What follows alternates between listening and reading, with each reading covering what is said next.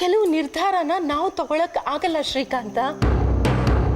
ಮೇಲೆ ಮೇಲೆ ಅವನು ಮಾಡ್ಬಿಟ್ಟಿರ್ತಾನೆ.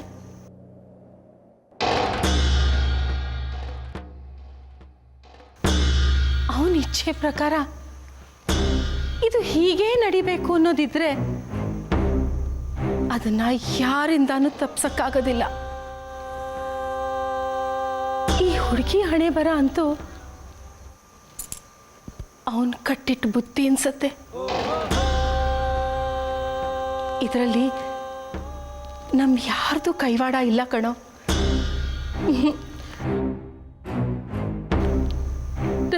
ನೋಡು, ದೇವ್ರ ಮುಂದೆ ಪುಸ್ತಕ ತೆಗೆದು ಪ್ರಶ್ನೆ ಕೇಳಿದಾಗ ಅದರಲ್ಲೂ ಇದೇ ಉತ್ತರ ಬಂತಲ್ವಾ? ಕಾಗದದ ಮೇಲೆ ಬರ್ದಿರೋ ಅಕ್ಷರಗಳನ್ನು ತೋರಿಸಿ ನೀನು ನನ್ನನ್ನು ಒಪ್ಪಿಸ್ಬಿಟ್ಟೆ. ಆದರೆ ಆ ಹುಡುಗಿ ಮನಸ್ಸಲ್ಲಿ ಏನಿದೆ ಅನ್ನೋದನ್ನ ಅವಳ ಬಾಯಿಂದಾನೇ ನಾನು ಕೇಳಿದ್ದೇನಮ್ಮ. ಅವಳ ಮನಸ್ಸಲ್ಲಿ ಏನಿದೆ ಅಂತ ಗೊತ್ತಾದ ಮೇಲೂ ನನ್ನಿಂದ ಈ ಕೆಲಸ ಮಾಡೋಕ್ಕಾಗಲ್ಲ.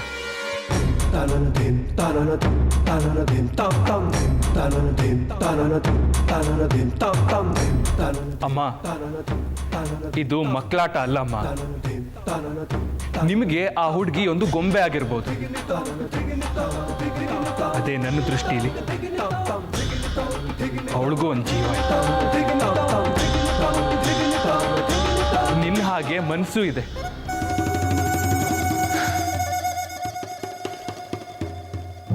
ನಿಮ್ಮ ಆಟದ ದಾಳ ಆಗಕ್ಕೆ ನನಗಾಗಲ್ಲಮ್ಮ.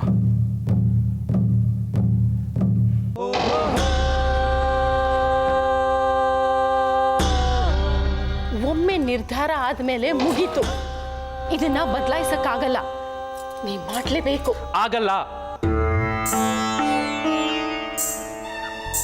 ನನಗೆ ಈ ಕೆಲಸ ಮಾಡಕ್ಕಾಗಲ್ಲ ಅಂದೆ.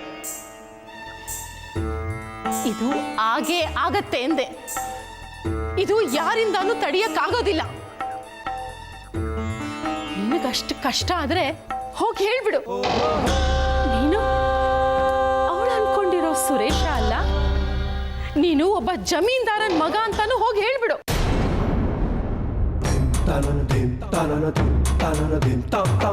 ಅವಳನ್ನ ದುಡ್ಡು ಕೊಟ್ಟು ಕೊಂಡ್ಕೊಂಡು ಬಂದಿದ್ದಾರೆ. ನೀನು ಯಜಮಾನ, ಅವಳು ಆಳು. ಈ ಸಂಬಂಧ ಬಿಟ್ರೆ ನಿಮ್ಮಿಬ್ಬರ ಮಧ್ಯ ಬೇರೆ ಯಾವುದು ಸಂಬಂಧ ಇಲ್ಲ ಅಂತಾನು ಹೋಗಿ ಹೇಳ್ಬಿಡು.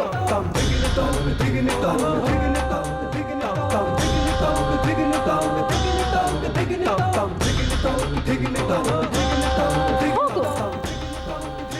ಅವಳ ಖರೀದಿ ಮಾಡಿರೋದು ಈ ವಂಶಕ್ಕೆ ಒಂದು ಮಗು ಕೊಡಕ್ಕೆ ಅಂತಾನು ಹೋಗಿ ಹೇಳ್ಬಿಡು.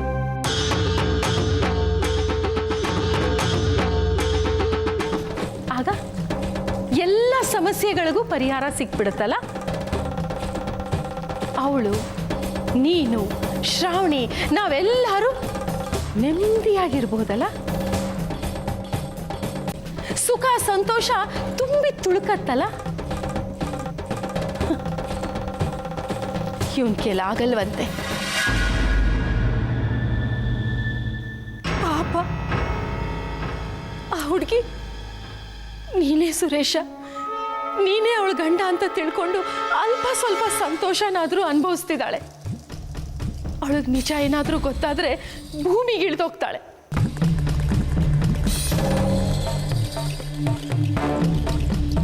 ಇನ್ನು ನೀನು ಶ್ರಾವಣಿ, ನಿಮ್ಮಿಬ್ಬರನ್ನ ನಿಮ್ಮಪ್ಪ ಸಂತೋಷವಾಗಿರಕ್ಕೆ ಬಿಡ್ತಾರ? ಈ ಮನೇಲಿ ಸ್ವಲ್ಪನಾದ್ರೂ ನೆಮ್ಮದಿ ಉಳಿಯತ್ತ? ಇನ್ನೂ ಒಂದು ವಿಷಯನ ನೆನ್ಪಿಟ್ಕೋ ಶ್ರೀಕಾಂತ, ನಿಮ್ಮಪ್ಪನ ಹಠ ಎಷ್ಟು ಅನ್ನೋದು ನಿನಗೆ ಗೊತ್ತಿದೆ. ಈ ಹುಡುಗಿ ಅಲ್ಲದೆ ಇದ್ರೆ ಇನ್ನಿಷ್ಟು ಹುಡುಗಿಯರನ್ನ ತರ್ತಾರೆ. ಇದನ್ನ ನಿನ್ ಕೆಲ್ ತಪ್ಸಕ್ಕಾಗತ್ತಾ?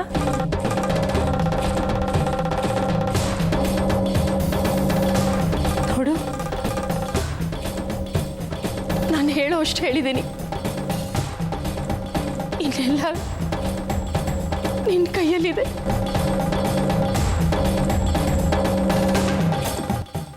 ನಿನ್ನ ನಿರ್ಧಾರದ ಮೇಲೆ ಆ ಹುಡುಗಿ ಭವಿಷ್ಯ ನಮ್ಮೆಲ್ಲರ ಸಂತೋಷ ಅಡಗಿದೆ. ನೋಡು, ನನ್ನ ಮಾತು ಕೇಳು. ನೀನು ಈ ಕೆಲಸ ಮಾಡಲೇಬೇಕು. ಇದರಲ್ಲೇ ನಿನ್ನ ಸಂತೋಷನೂ ಹುಡುಕು ಶ್ರೀಕಾಂತ, ನಿನ್ನ ಸಂತೋಷನೂ ಹುಡುಕು.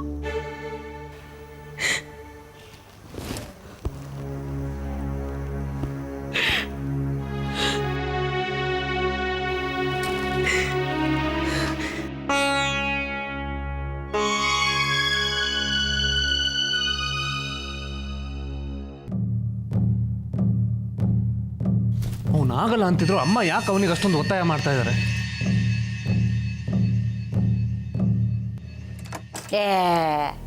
ಚಿಕ್ಕ ಸಾವುಕಾರೆ, ನೀವ್ಯಾಕೆ ಇಟ್ಟಂತ ತಲೆ ಕೆಡಿಸ್ಕೊಂಡಿದ್ದೀರಿ ಅಂತ? ಅಮ್ಮವ್ರ ತಿಪ್ಪರ್ಲಾಗ ಹಾಕಿದ್ರು ಶ್ರೀಕಾಂತ್ ಅಪ್ಪವ್ರ ಕೈಲಿ ಏನೂ ಆಗಕ್ಕಿಲ್ಲ.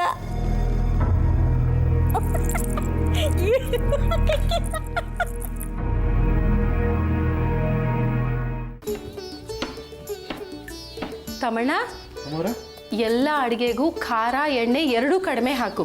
ಯಾರು ಸರಿ ಊಟ ಮಾಡ್ತಿಲ್ಲ, ಆರೋಗ್ಯನೂ ಕೆಡತ್ತೆ. ಹೌದು, ನೆನ್ನೆ ಪಾಯಸ ಯಾರು ಮಾಡಿದ್ದು? ನೀನಾ ವಿಜುನಾ? ಅನ್ಕೊಂಡೆ. ಹೇಳಿದ್ದೀನಿ ಎರಡೆರಡು ಸಲ ಬೆಲ್ಲ ಹಾಕು, ಸಕ್ಕರೆ ಹಾಕ್ಬೇಡ ಅಂತ. ಸಕ್ಕರೆ ಹಾಕಿ ಬಡ್ದಿದ್ಲು, ಪಾಯಸ ಸ್ವಲ್ಪನೂ ರುಚಿ ಇರಲಿಲ್ಲ. ನೀನು ಒಂದ್ಸಲ ಹೇಳು. ಹೇಳಿದ ಮಾತೆ ಕೇಳಲ್ಲ ಅಂತಾಳೆ. ಅಯ್ಯೋ ತಮಣ್ಣ, ನಾಳಿದ್ದೆ ಗೌರಿ ಹಬ್ಬ, ಮರ್ತೇ ಬಿಟ್ಟಿದ್ದೆ. ಸರಿ ನೋಡು, ನೀ ತೋಟಕ್ಕೆ ಹೋಗಿ ಗಿರಿಯಪ್ಪಂಗೆ ಹೇಳು, ಮಾವಿನ ಸೊಪ್ಪು ಬಾಳೆಕಂದು ತಂದ್ಬಿಡ್ಲಿ, ತೋರಣನೂ ಕಟ್ಬಿಡ್ಲಿ. ಎಲ್ಲ ಹಬ್ಬದ ದಿವಸ ಮಾಡೋಕ್ಕಾಗಲ್ಲ, ಅರ್ಥ ಆಯ್ತಾ? ಜಮುನಾ ಬೈಲ್. ಅಮ್ಮೋರೆ, ಮಾದೇವಮ್ಮ ಬರ್ತಾಳೆ ನೋಡು ಹೂ ಹಾಕಕ್ಕೆ, ಅವಳಿಗೆ ಹೇಳು ಹಬ್ಬಕ್ಕೆ 20 ಮೊಳ ಜಾಸ್ತಿ ಹಾಕ್ಬೇಕಂತೆ ಅಂತ. ಸರಿನಾ?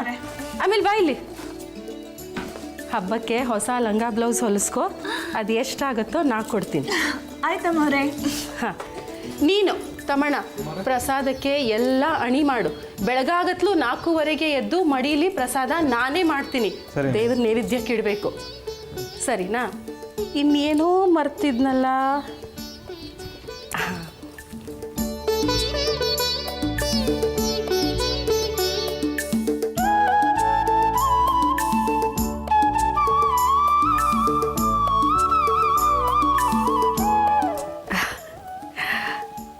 ಜಮುನಾ ಬಾಯ್ಲಿ.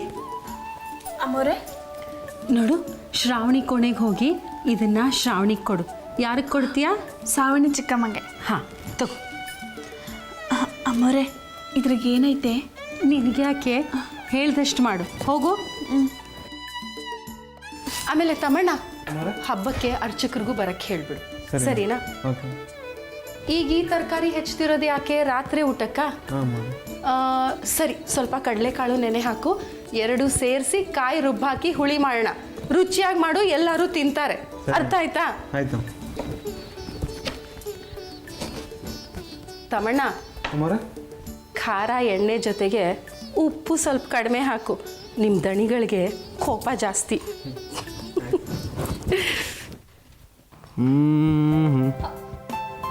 ಚಿನ್ನು, ಬೆಳಗ್ಗೆ ಎದ್ದು ಸ್ವೀಟ್ ತಿಂತ ಕೂತಿದ್ಯಾ?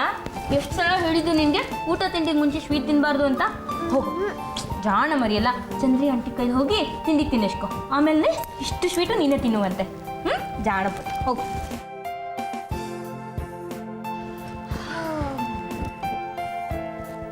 ಏನು ಸಾಹೇಬ್ರು, ಇನ್ನೂ ಹೇಳೋದಿಲ್ವಾ? ಇಷ್ಟು ಬೇಗ ಎದ್ದು ಏನು ಮಾಡಬೇಕಪ್ಪ? ಬಿಟ್ಟರೆ ಮಧ್ಯಾಹ್ನ ತನಕ ಹೀಗೆ ಮಲಗಿರ್ತೀರಾ. ನೀನು ಜೊತೆಗಿದ್ರೆ ಇಡೀ ದಿನ ಹೀಗೆ ಇರ್ತೀನಿ.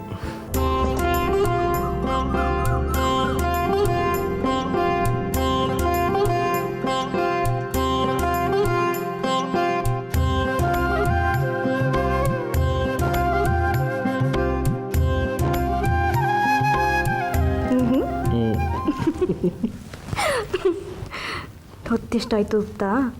ಈಗಾಗಲೇ ಸೂರ್ಯ ನೆತ್ತಿ ಮೇಲೆ ಬಂದಾಗಿದೆ. ಸೂರ್ಯ ನೆತ್ತಿ ಮೇಲಾದರೂ ಬರಲಿ, ಚಂದ್ರ ಹೆಗ್ಲಿ ಮೇಲಾದರೂ ಕುತ್ಕೊಳ್ಳಿ, ಹತ್ರ ನಾನು ಹಿಂಗೆ ಬಿಡಲ್ಲ. ಇದೇನು ನೀವು ನಿಮ್ಮ ತಮ್ಮನ ಹಾಗೆ ಕವಿತೆ ಬರೆಯೋಕ್ಕೆ ಶುರು ಮಾಡಿಬಿಟ್ರಾ? ಇಬ್ರದ್ದು ಒಂದೇ ರಕ್ತ ಅಲ್ವಾ ಚಿನ್ನ? ನಿಮ್ಮ ತಮ್ಮಂಗಿರೋಷ್ಟು ಒಳ್ಳೆ ಬುದ್ಧಿನಲ್ಲಿ ನಿಮಗೆ ಇಷ್ಟು ಇಲ್ಲ. ಹೌದಾ?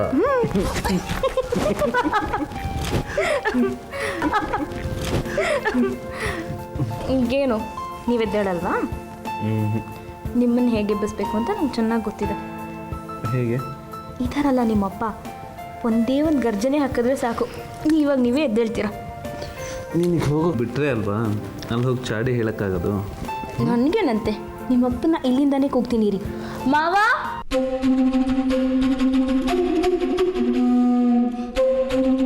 ನೀ ಯಾಕೆ ಬಂದೆ ಇಲ್ಲಿ?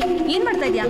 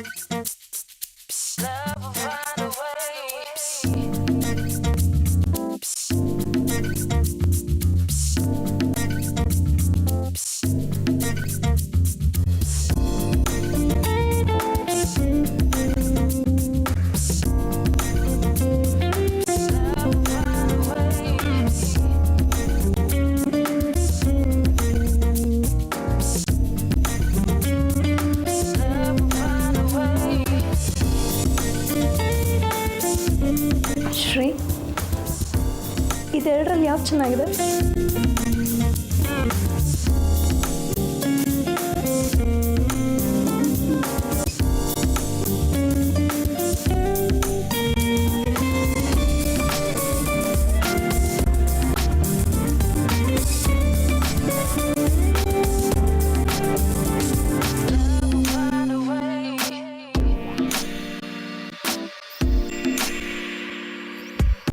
ಶ್ರೀ,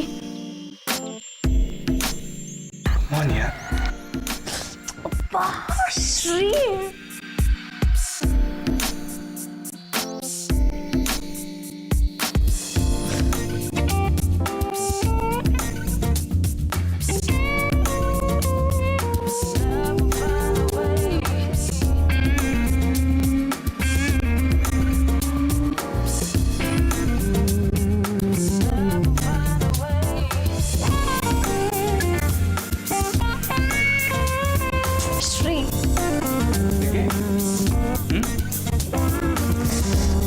ಶ್ರೀ,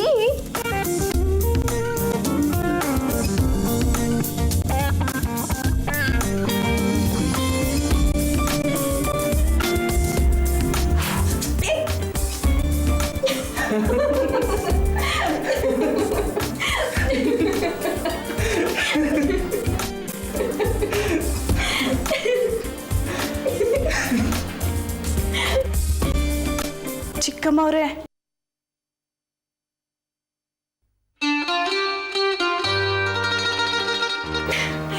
ಏನ್ ಜವಳಿ?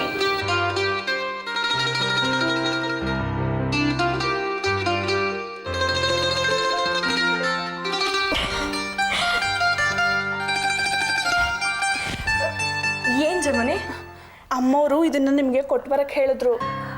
ಏನಿದು? ಏನೋ ನಂಗೆ ಗೊತ್ತಿಲ್ಲ, ಈಗಲೇ ಕೊಟ್ಟು ಬರಕ್ಕೆ ಹೇಳಿದ್ರು. ಅದೇನೋ ಗಿಫ್ಟ್ ಅಂತೆ. ಗಿಫ್ಟಾ? ಶ್ರೀ, ಕೊಡು ಕೊಡು. ಸರಿ, ನೀ ಹೋಗು.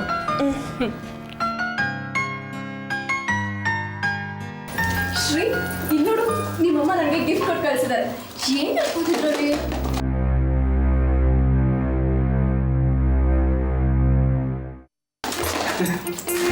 ಅದ್ಯಾಕೆ ಹಂಗಾಟ ಆಡ್ತಿದ್ಯಾ? ಇದೇನು ಗಿಲ್ಕಿನ? ಏನು ಇದರಲ್ಲಿ? ಓಪನ್ ಮಾಡಿ ನೋಡು, ಗೊತ್ತಾಗುತ್ತೆ.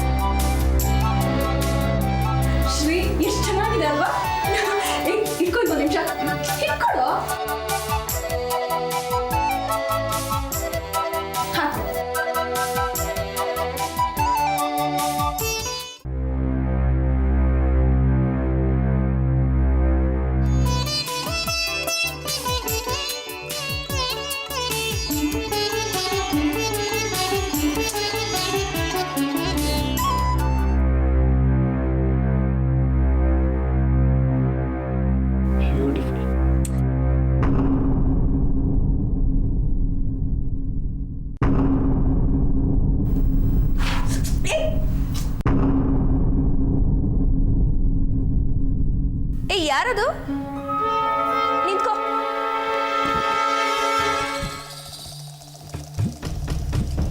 ಏ ಹುಡುಗಿ, ಯಾರು ನೀನು? ಅರೆ ನೀನಾ? ಇಲ್ಲಿವರೆಗೂ ಬಂದ್ಬಿಟ್ಟಿದ್ಯಾ? ಏನ್ ಬೇಕಿತ್ತು? ಹೊಸ ಸೀರೆ ಬೇಕಾ? ಅಯ್ಯೋ ಬ್ಯಾಡ, ನಂಗವೆಲ್ಲ ಏನೂ ಬ್ಯಾಡ. ಅದು ನಿಂಗೇನು ಬೇಕೋ ಕೇಳು, ನಾನು ಕೊಡ್ತೀನಿ, ಹೆದರ್ಕೋಬೇಡ. ಅದು ನನಗೆ ನನ್ನ ಯಜಮಾನ್ರು ಇಲ್ಲೇ ಕೆಲಸ.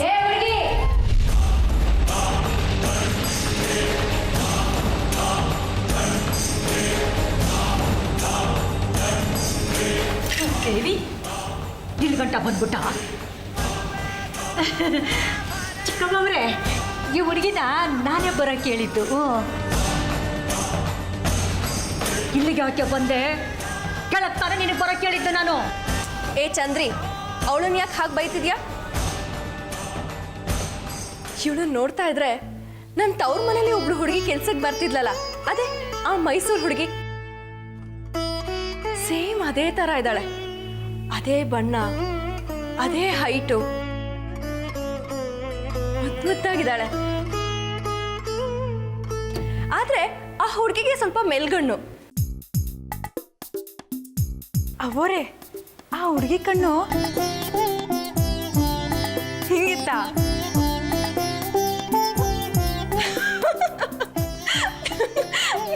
ನಿಂಗೆ ಇದೆಲ್ಲ ಬೇರೆ ಮಾಡಕ್ ಬರುತ್ತಾ?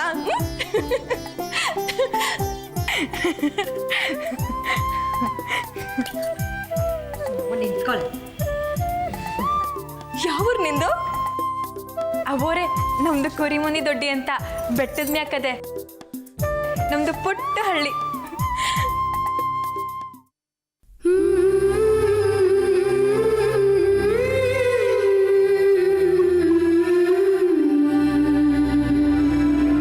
ತಾಳಿ ಹಾಕೊಂಡಿದ್ಯಾ? ಮದ್ವೆ ಆಗಿದ್ಯಾ?